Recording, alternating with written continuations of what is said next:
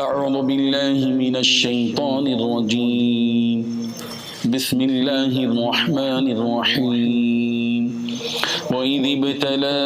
إبراهيم ربه بكلمات فأتمهن قال إني جاعلك للناس إماما قال ومن ذريتي قال لا ينال عهد الظالمين صدق اللہ العظیم۔ حاضرین و ناظرین، یہ سورہ بقرہ کی آیت نمبر 124 ہے، 124۔ اللہ تبارک و تعالیٰ نے اس آیت میں حضرت ابراہیم علیہ السلام کا تذکرہ کیا ہے۔ حضرت ابراہیم علیہ السلام کا تذکرہ اب آگے آتا جائے گا، مسلسل آیتیں اسی سلسلے میں ہیں۔ حضرت ابراہیم، حضرت اسماعیل علیہ السلام کے بارے میں اللہ تعالیٰ نے حضرت ابراہیم علیہ السلام کو اپنا خلیل بنانے کا جب ارادہ کیا، خلیل اللہ کا دوست، خاص دوست بننا، اس رتبے تک پہنچنے کے لیے اللہ تبارک و تعالیٰ کا دستور یہ ہے کہ اللہ تعالیٰ ایک خاص قسم کے امتحانات دیتے ہیں۔ بڑے آدمی کا امتحان بڑا ہوتا ہے، چھوٹے آدمی کا امتحان چھوٹا ہوتا ہے۔ اللہ تبارک و تعالیٰ نے انبیاء کا جو امتحان لیا وہ بہت کڑا تھا۔ حضرت ایوب علیہ السلام کا امتحان آپ جانتے ہیں کیسے ہوا، حضرت یوسف علیہ السلام کن کن مراحل سے گزرے، ان کا کتنا کڑا امتحان تھا، کڑی آزمائش تھی۔ حضرت موسیٰ علیہ السلام کی بھی کڑی آزمائش، مختلف مراحل سے گزرے۔ حضور اکرم صلی اللہ علیہ وسلم کی زندگی کو ہم جانتے ہیں کہ تمام نبیوں میں سب سے زیادہ اللہ کے نبی صلی اللہ علیہ وسلم کو ستایا گیا، تکلیفیں دی گئی، آزمائش۔ حضرت ابراہیم علیہ السلام کی بھی اللہ تبارک و تعالیٰ نے آزمائش کی، چند کلمات کے ذریعے، کچھ عنوانات کے، کچھ حالات کے ذریعے، کچھ حالات دے کر، کچھ احکامات دے کر اللہ تبارک و تعالیٰ نے حضرت ابراہیم علیہ السلام کی آزمائش کی۔ اسی حقیقت کو اللہ تعالیٰ نے یہاں بیان کیا ہے، وَإِذْ، اس وقت کو یاد کرو جب کہ ابتلا، آزمائش کی، ابراہیم کی، ربہ، ان کے پروردگار نے، اس وقت کو یاد کرو جب کہ ان کے پروردگار نے ان کی ابراہیم کی آزمائش کی، بکلمات، چند کلمات کے ذریعے، فاتمہن، انہوں نے اس آزمائش کو یا ان کلمات کو پورا کر کے بتلایا۔ حضرت ابراہیم علیہ السلام کی آزمائش کیوں ہوئی؟ ظاہر ہے کہ آزمائش جو ہوتی ہے وہ تو اللہ تعالیٰ کو معلوم ہے کہ کون کتنا بزدل ہے، کون کتنا حلیم ہے، کون کتنا برداشت کرنے والا ہے، کون کتنا متقی، اللہ کو معلوم ہے، لیکن یہ ایک تربیت کے لیے ہوتا ہے اور آنے والی امتوں کے سبق کے لیے ہوتا ہے، ان کے اوپر حالات ڈال کر اللہ تعالیٰ نے امتحان لیا چند کلمات کے ذریعے۔ وہ کیا کیا کلمات تھی ہم جانتے ہیں کہ حضرت ابراہیم علیہ السلام پر کیا کیا آزمائش آئی۔ ابتدا ہی سے ایک بت پرست گھر میں پیدا ہوئے، باپ بت پرست، بت ساز، بت فروش،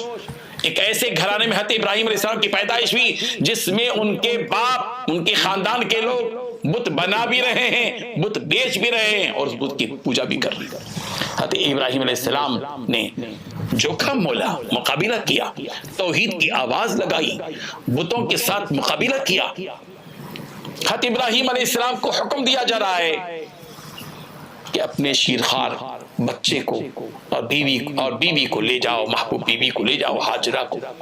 اور ایک ایسے علاقے میں چھوڑ آؤ جہاں کچھ بھی نہیں، وادی غیر ذی زرع، نہ جہاں سائے کے لیے درخت ہے، نہ کوئی بات کرنے کے لیے انسان ہے، اور نہ ہی رزق کے کوئی اسباب ہے، چھوڑ کر آ گئے۔ چلنے پھرنے کے قابل ہوئے بیٹے اسماعیل بڑی محبت سے پالا، حکم ہوا کہ چھری پر گلے پر چھری لگائیں، چھری پھیر دی، اللہ کو منظور، ان کو بچانا تھا، آزمائش اللہ تبارک و تعالیٰ کو مقصود تھی۔ حضرت ابراہیم نے وہ سب کچھ کر دکھایا۔ ساری قوم، نمرود بادشاہ وقت کا، پوری قوم، پورا گھرانہ حضرت ابراہیم علیہ السلام کا مخالف، ان کو ہلاک کرنے کی تیاری پورے لوگوں نے کی، آگ بھڑکا دی گئی اور منجریخ کے ذریعے سے ڈال دیا گیا۔ اللہ کے لیے حضرت ابراہیم نے اس کو بھی اختیار کیا، آگ میں ڈال دیے گئے، بڑی آزمائشوں سے گزرے حضرت ابراہیم علیہ السلام، اور ساری آزمائشوں میں پورے کے پورے اترے، 100% نمبر حضرت ابراہیم علیہ السلام کو اللہ کے لیے بھی اس امتحان میں ملے۔ فَأَتَمَّهُ، جب امتحان آزمائشوں کی گھڑیاں پوری ہوئی اور اللہ کو معلوم ہے کہ ابراہیم واقعی اس قابل ہیں کہ ان کو خلیل اللہ بنایا جائے، امام بنایا جائے، تو اللہ نے فرمایا قال انی جاعلک للناس اماما، اے ابراہیم میں تمہیں پورے لوگوں کے لیے امام بنانے والا ہوں۔ حضرت ابراہیم علیہ السلام کو کسی ایک مسجد کا امام نہیں، کسی محلے کا امام نہیں، کسی شہر کا امام نہیں، پوری دنیا جہاں کے انسانوں کا امام بنانے کی پیشکش کی گئی۔ حضرت ابراہیم علیہ السلام کو امام بنایا، لیکن دیکھیے یہاں حضرت ابراہیم علیہ السلام کیا کہہ رہے ہیں، اپنی اولاد کی فکر کر رہے ہیں۔ یہ ہے ہر باپ کا کام، اس کی ذمہ داری کہ وہ جس دین کے جس اونچے درجے پر پہنچے تو اس کے دل میں اس بات کی فکر پیدا ہو، تڑپ پیدا ہو کہ اس کی نسلوں کے اندر بھی وہ اسی ٹائپ کے لوگ پیدا ہوں، اسی سطح کے لوگ پیدا ہوں۔ قال ومن ذریتی، کہا میری نسل میں بھی، میری اولاد میں بھی اسی کوئی ہونا چاہیے۔ اللہ تعالیٰ نے کہا کہ ٹھیک ہے آپ کی اولاد میں بھی امام بنے گا، لیکن میرا دستور یہ ہے کہ قال لا ینال عہد الظالمین، میرا عہد ظالموں کے لیے نہیں پہنچے گا، ظلم کرنے والوں کو یہ عہد نہیں ملے گا۔ ہاں جو انصاف کرے گا، احسان کرے گا، اچھی زندگی گزارے گا، کفر سے شرک سے بچے گا، توحید والی زندگی گزارے گا، ہم اس کے لیے ظاہر ہے کہ وہ چیز بھی عطا کریں گے۔ بہرحال یہ آیت ہم سب کے لیے بڑی سبق آموز ہے کہ یہ دنیا دار الامتحان ہے، امتحان کی جگہ ہے۔ اللہ تعالیٰ ہمارا امتحان لیتے ہیں، کبھی ہمیں غم، ہمارے اوپر غم آتا ہے، کبھی مصیبتیں آتی ہیں، کبھی بلائیں آتی ہیں، کبھی تنزل ہوتا ہے، کبھی بیماری آتی ہے، کبھی کمزوری آتی ہے، کبھی جو ہے ہم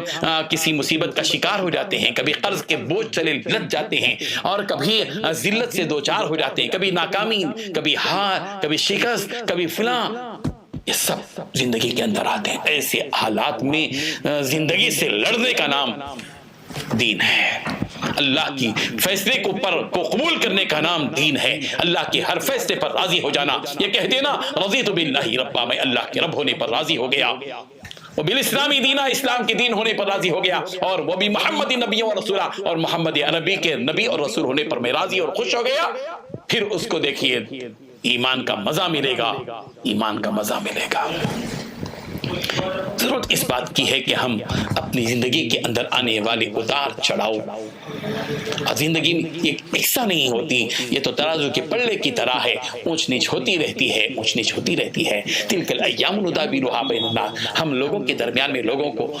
الٹ پھیر کرتے رہتے ہیں، کبھی غم، کبھی خوشی، کبھی خوشی، کبھی غم، کبھی دن، کبھی رات، کبھی اندھیرا، کبھی اجالا، اور کبھی صحت، کبھی بیماری، کبھی کامیابی، کبھی ناکامی، کبھی قوت و طاقت اور کبھی کمزوری۔